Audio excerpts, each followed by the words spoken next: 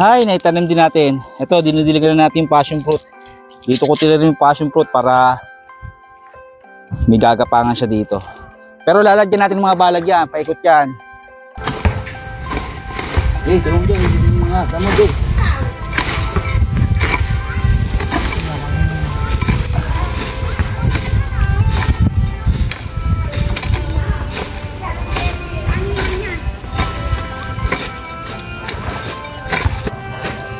Tatanam na natin to ng upo, patola, pechay, saka itong passion fruit.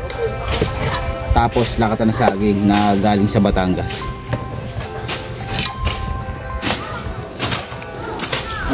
Ayan. Tanam natin yan. Basic, paano naman dyan?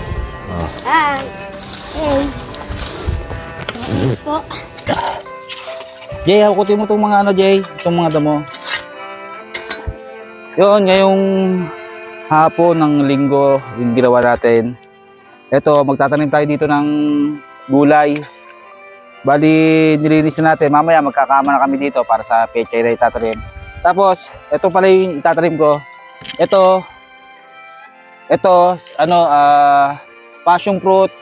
Then, ito iuri na, saging to na lakatan na hybrid daw. Yung malalaki na lakatan. Tapos, ito yung mga buto ng pechay.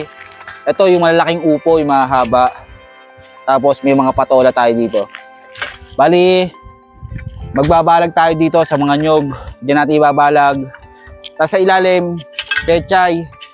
Tapos dito sa mga panabi, ang itatanim natin dito yung passion fruit. Tapos maghahanap pa rin tayo ng mga iba pang gulay na gumagapang tulad ng mga sigarilyas. Para pagdating ng araw, meron tayong maani. So ayan, lilinisin muna natin. Tapos mamaya, kung itatanim na rin natin to, kaya naman, tamang-tama sa hapon, magtatanim tayo. So abangan nyo yan. Abangan nyo yung pagbunga, saka yung pag-aalaga nito. Bali, pag may trabaho tayo, ang mag-aalaga nito, si Axel, yung anak namin panganay.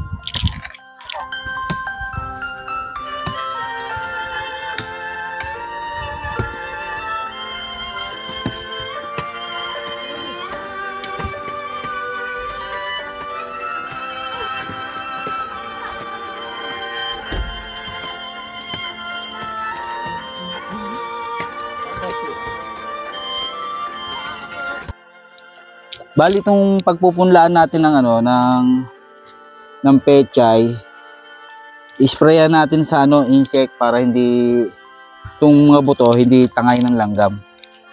Tapos naglagay na rin tayo ng mga ano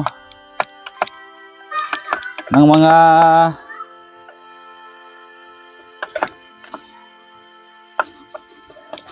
naglagay na rin tayo ng mga pagtataniman ng ano ng upo. Ayan.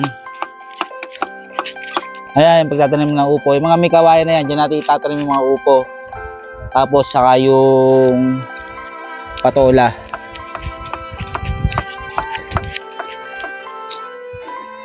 Yung buto ng pechay, ihahalo natin sa lupa. Tapos diligan din natin.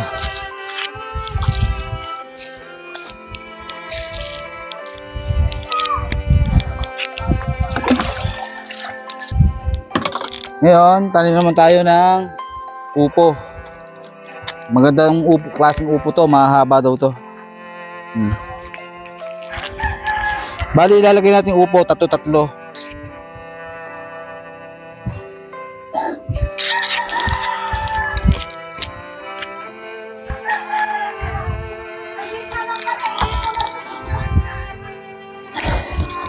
Sakto.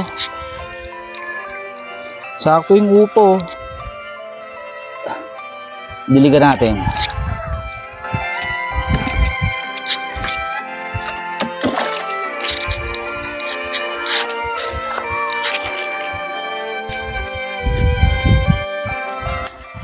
Lalagyan din natin ng tandayan. Halimbawa wala tayo, alam nila kung saan.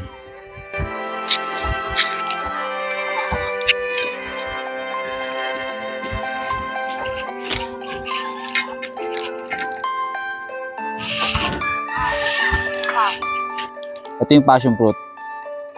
Butasin lang natin itong plastic niya.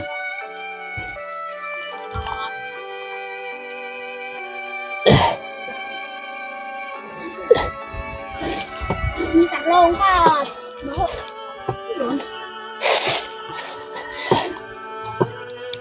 Ni taklong ka.